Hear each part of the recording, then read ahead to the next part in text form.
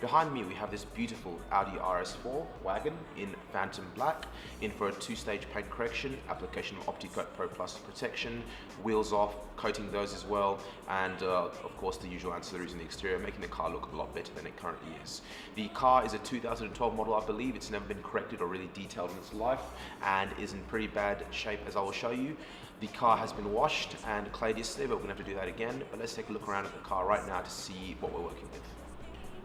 So I'm using the Scan Grip Sun Match 2 here, as well as my overhead LED to take a look at the paintwork. And you can see it's in really bad shape. Just going a bit there in focus. So the aim of the game here is to perform a two-stage correction to get it looking to about 80 to 90%. And over there you can see some buffer trails, so it looks like it has been detailed by someone at some stage. We've got the Hella 30-watt Nova there, and you can see some holograms and buffer trails there as well. So overall, it's going to be a real big transformation. We've got these beautiful wheels here. We're going to be pulling those off and coating those. So let's get to work. Now the car has been clayed already, but it's hard to hear, but it still feels like sandpaper, so we're going to give it another clay with a more aggressive pad, and that is likely to mar the finish a bit more, but seeing it what the condition of it is, that doesn't matter too much. Zoom in here, you can see lots of water spots there as well.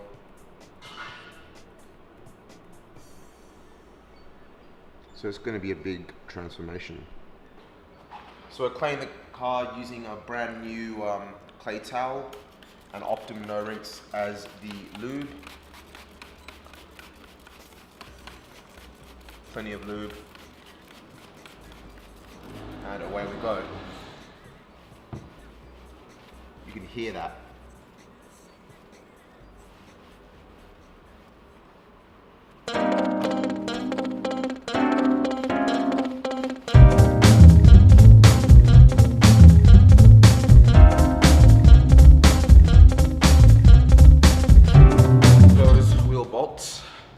Were far too tight.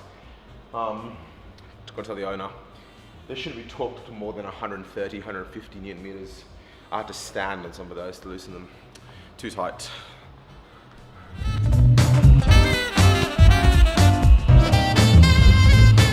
Car's up in the hoist, time to take the wheels off.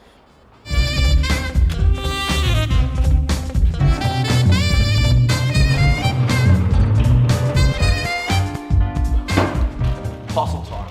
What do we have?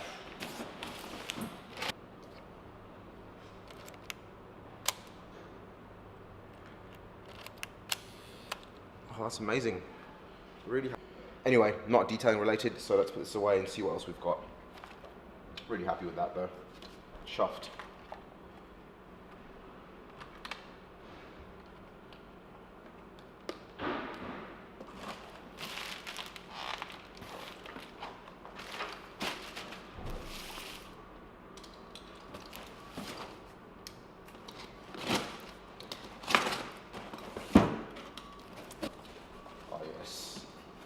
New light.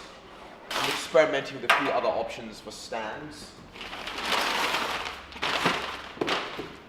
The reason I bought this light actually was because it is, you know, wireless. It's a rechargeable light rather. I think there's a 10K model which is fully, which has Bluetooth control and things like that. So this is pretty cool. Here's the, this is the new one. So pretty cool. Adjustable output. Let's see if it's charged. Oh yeah, it's charged. And 10% power. Nice. So let's see how it goes. Oh, very nice. So obviously the scan grip ones have the advantage of adjustable color temperature, one cold and one warm. Now these are a high CRI lights. I believe the scan grip color match series are higher, 95 plus CRI.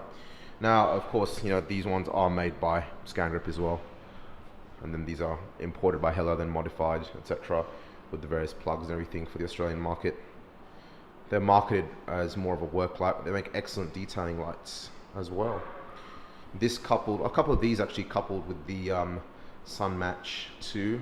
It's probably a very good and affordable setup as well without having to buy too many. Cleaning those brake calipers as well. Like that. So let's put that on. So this has got a hole there, so if I could probably come up with something to modify a normal stand, like a studio flash stand with.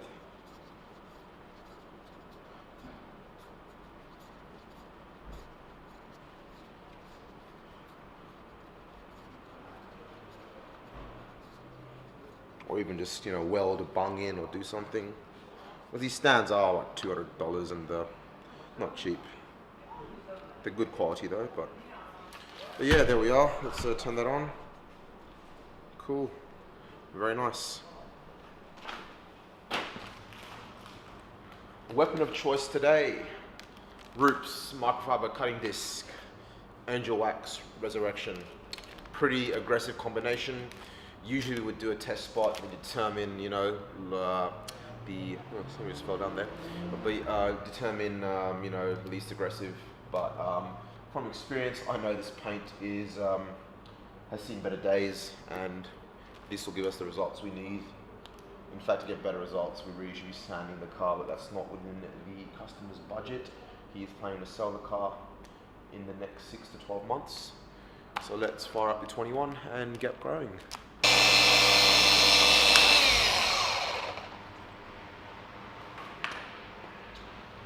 Alright, let's take a look to see what we've got.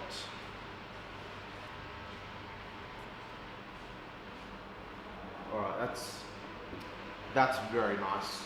So the Angel Wax polishes are what are called an abrasive, a diminishing abrasive. So you keep working it until the polish begins to go clear, I suppose.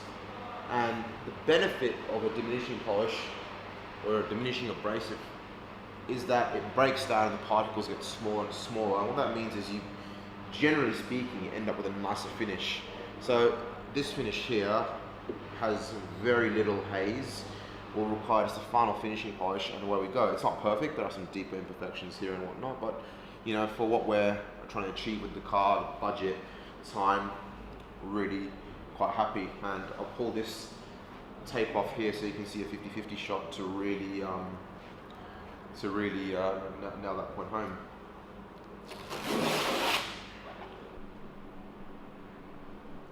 So that is a lot better than before. Let's compare that to the other side.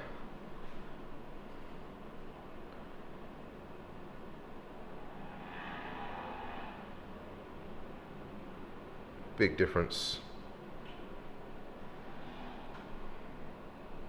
So my initial hunch about the pad and polish combination to use was correct. Angel Wax is a product I've started using recently, and it's fast become my my go-to compound. Meguiar's M101 is still one of my favorites as well. Along with I like 105, but I prefer 101. But the problem with 101 is that it dusts a lot, and I find that really after a heavy compounding session, you really do need to wash the car again.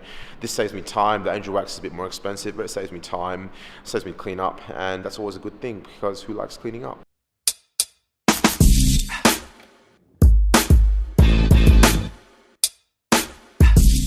On the RS4. Didn't get a lot done yesterday because we started pretty late. We had to finish polishing the floors in the shop and whatnot. Gonna be a late night tonight, hoping to finish all the cutting and hopefully most of the polishing today, and we can do the rest and the wheels tomorrow. So let's get cracking.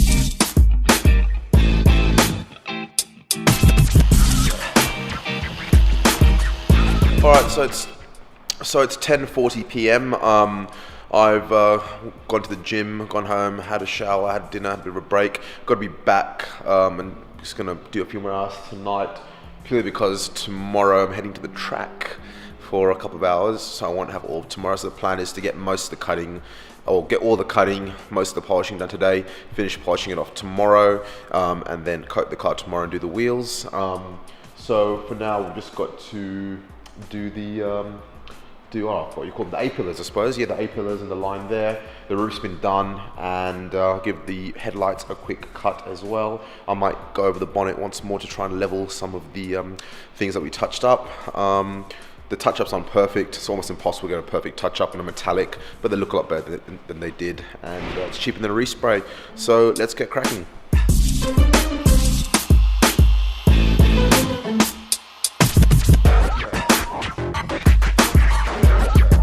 Finished cutting the entire car. The car's looking about 70%. To extract that last bit of gloss, we're going to do our finishing step using some Optimum Hyper Polish and a Roops yellow pad. This is my favorite pad from Roops. Really easy to use, really well balanced in the machine. And Optimum Hyper Polish as well is a fantastic polish, very low dust, spray application, easy to use, easy to wipe off. So let's get cracking.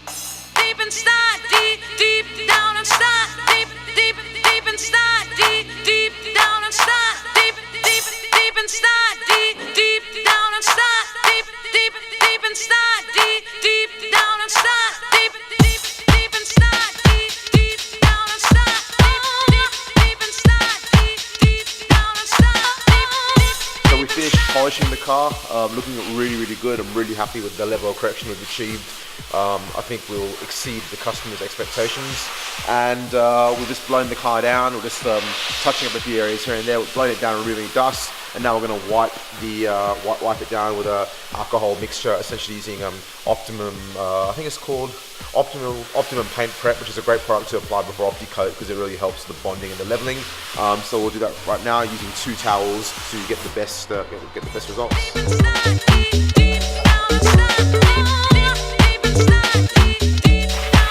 Coating.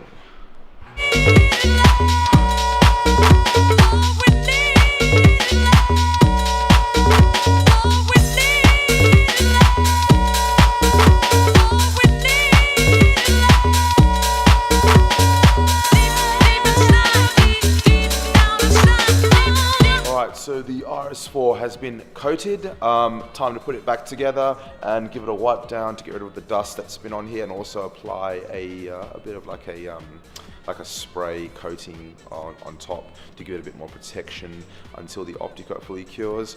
After that, we're putting the wheels back on and coating the wheels, and then it's time to deliver the car to the customer.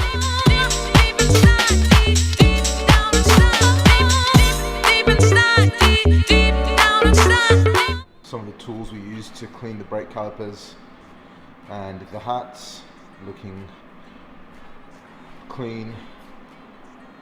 Now we might apply a bit of Opti-Coat on them as well. But first, some tea.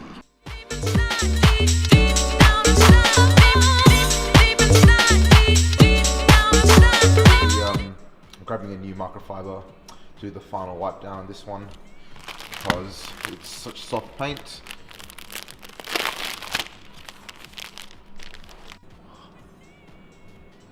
That is soft, very nice.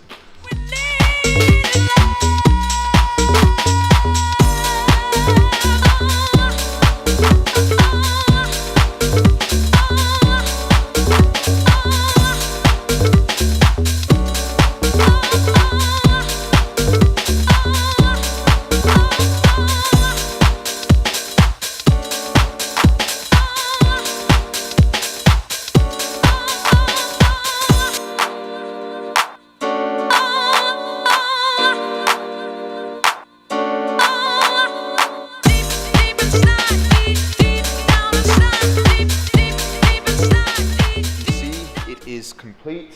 It is looking blacker than black. We've got this beautiful deep shine on the car. It's super slick, super smooth. The metallic flake is very much enhanced from what it was before. We performed a two-stage correction on the car, so a heavy cut followed by a polish. We applied Opti-Coat Pro Plus on the car and the wheels. We applied Opti-Glass on the glass. We also coated the headlights. Then I also applied a spray sealant just today after letting the Opti-Coat cure for a few days, just to give it that extra bit of zing and slickness whilst the Opti-Coat continues to cure completely over the next month. We've achieved about 80 to 90% correction for the car. Obviously, it wasn't in for a full service where we're going to do absolutely everything, get the car looking perfect. It's got a fair few miles on there. We also gave the seats, the leather, a light wipe down and clean in condition, and I gave the steering wheel a nice clean as well, because it's real nice when you get into a car to have the steering wheel feel fresh and clean. Anyway, that was done. It's now time to drop the car to the customer. This is my favorite part. He's asked me to drop it off to him just down the road. So this is my favorite part, where I get to take the cars for a spin, and it's got an APR tune on there, and the customer told me to change the setting to put that on, and it should be a bit of fun. But really happy with the results of this car. The wheels are clean. We also cleaned the brake calipers, and I gave the brake, what do you call them, the hats, a good clean as well, so they're looking nice and silver and shiny and not that weird oxidized grey colour they were before. But let's go for a drive and take it to the customer. Okay, going, and this P player in the Skyline just pulled up in front of me. That's very nice. It doesn't have that same sort of urgency that a turbo car does. And I'm used to mostly driving 4-cylinder and 6-cylinder turbos, and they tend to, that turbo punch makes the car feel a lot faster than it actually is. Whereas here, because you've got that smoothness, that linear power delivery of the 4.2 V8, it doesn't feel that quick. It doesn't give you that punch in the stomach, but it's got that smoothness, so that instant kind of torque straight off the line, no matter where you are. And I think really that's what a V8 is about. When I drive any of the Holden or the Ford V8s, they feel similar. They obviously sound a bit louder and they don't feel as refined as this car. This is feeling quite nice. So on the lights, I would put it to launch control, but it's not my car, so let's for it. Oh, that is quick. Yep, that is quick.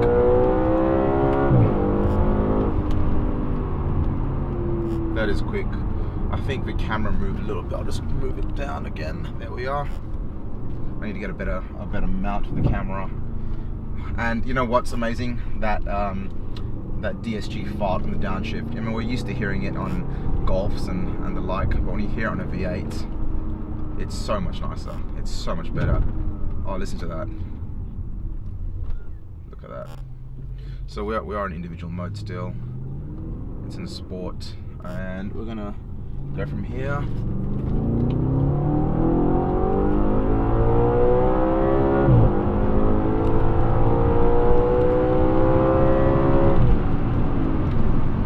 Just reached a ridiculous amount of speed in a very short amount of time, and I want to slow down now because I value my license. If I don't have a driver's license, I can't do my job, so I'm not going to do that anymore. We're stuck behind a Hyundai i30, otherwise I would have loved to go around this corner to check the full drive system, the cornering of this car, but I might just slow down here and wait for him to go. Fourth, downshift in a second. There we go. Felt the back end kick out ever so slightly.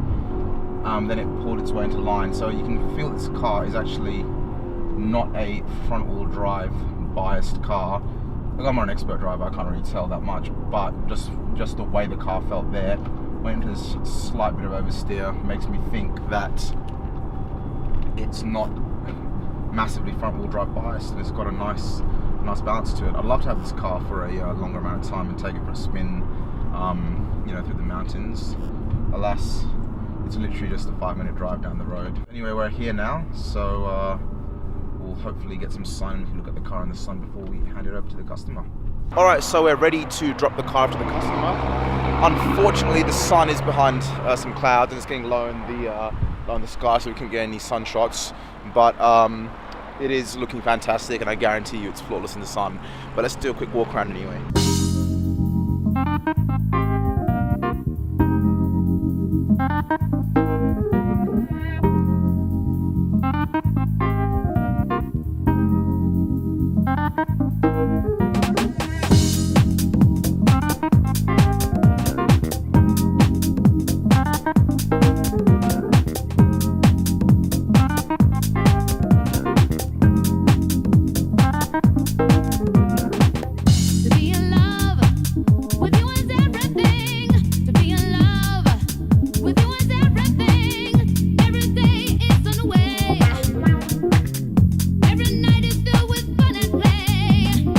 That was the Audi RS4. We just completed the 2-stage correction, Opti-Coat Pro Plus, etc, etc on.